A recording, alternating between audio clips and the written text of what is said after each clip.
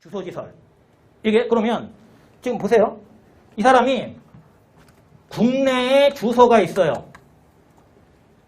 한국에 주소가 있으면 거주자다 그 얘기예요. 우리 한국에 주소가 있으면 주소라고 하는 거는 굉장히 내 삶의 주된 근거지가 되는 데죠. 거기서 잠을 잘 것이요. 가족들과 생활을 할 것이요. 그 다음에 경제활동을 준비할 것이요. 그렇잖아요. 그러니까 이제 주소가 우리나라에 있다면 거주자예요. 근데 주소는 우리나라에 없는데 우리나라에 와서 주소만은 못하지만 경제활동을 하는 주된 근거지를 갖고 생활하면서 돈을 벌어갈 수도 있지 않느냐. 그걸 거소라 그래요. 그걸 거소.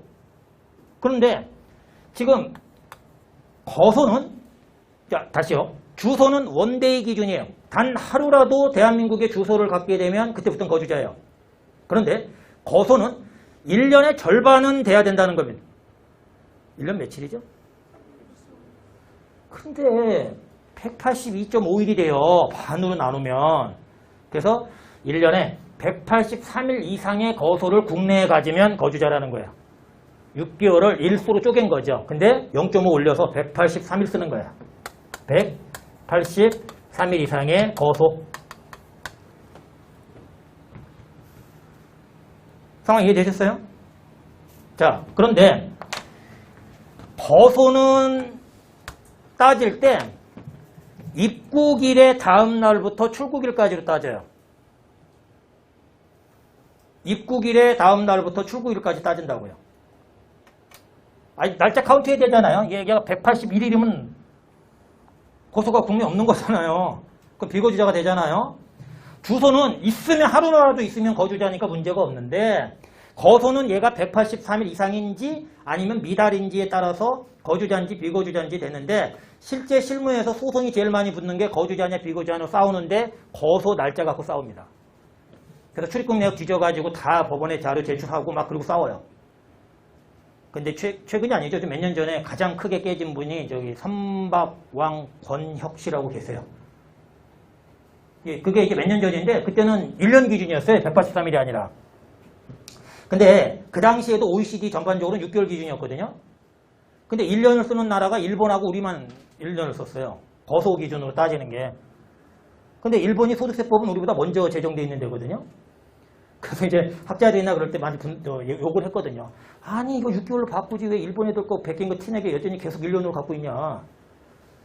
이거 그랬었거든요. 근데 이제 그걸 가지고 이제 거소 가지고 싸움이 붙은 거예요. 국세청에서는 권혁 씨 당시는 거주자니까 홍콩 우리나라 왔다 갔다 하면 사업하시는 분이거든요. 그때 세금만 몇천억이었어요. 근데 거주자니까 내고 근데 이제 비거주자로 가면 그 돈이 뚝 떨어지는 거죠. 그래서 이제 권혁 씨 쪽 대리인 측은 비거주자다 뭔 소리냐 저쪽은 웃겨 거주자야 붙었는데 출입국 내역 다 뒤져가지고요 보니까 대리인들이 깜짝 놀란 거예요. 이틀이 넘어간 거예요. 국세청이 이겼어요. 국세청이 이겼습니다. 그 다음에 거주자냐 비거주자냐 붙은 게 저 구리왕이라고 있어요. 이거 우리나라 왕정 국가가 아닌데 하여튼 무슨 별명들은 왕 막 이게 국세청이 또 이깁니다. 그러니까 자꾸 비거주자냐 거주자냐 갖고 싸움을 벌어오니까 국제적인 기준에도 우리가 맞고 국세청이 유리하게 그냥 6개월로 바꿔버렸는데 일수로 갔어요. 이때 183일로. 이게 몇 년 안 된 거예요. 이게 몇 년 안 된 겁니다. 근데 어쨌든 이거의 가장 1등 공시는 선박왕 권혁 씨예요. 그 양반 불이왕은 좀 약해요. 금액이 좀 작아서 삼성 쪽하고 관련이 있던 분이던데 금액이 좀 작아갖고 좀 그렇긴 한데. 그래서 어쨌든 이게 입국일의 다음 날부터 출국일까지로 따지는 거다. 입국일에 책이 있어요. 이따 말씀드릴게요. 자, 그런 건데 이제 이렇게 하는 거예요. 얘가 한국에 있는 거예요. 둘 중에 하나라도.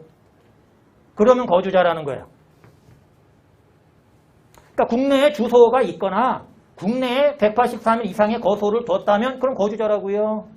한국 사람이니까 거주자가 아니라 그러면 우리 여기 계신 분들은 대한민국 주소 보통 갖고 계신가요? 안 갖고 계신가요? 갖고 계시죠. 저도 서울에 주소가 있어서 저는 거주자입니다. 그래서 해외에서 돈 번 거 있으면 대한민국에 세금 신고를 해드려야 돼요. 안 하면 혼나요. 그 혼난다는 게 가산세인 거죠. 그러면 이제 열받죠. 제가 영국에서 돈 번 게 있어요. 그럼 국내원천 소득이 한 뭐 몇 억 있다고 치고, 그럼 국외원천 소득도 좀 몇 푼 있다고 해볼게요. 그러면 이제 영국에서는 그 나라에서는 전 비거주자일 거 아니에요. 그럼 걔네들 때리겠죠. 근데 한국에서는 거주자니까 서울에 주소 있다고. 그럼 영국 거 또 때리라는 거죠. 그러니까 국외원천 소득은 거주자에 대해서는 국제적인 이중과세 문제가 생기는 거예요.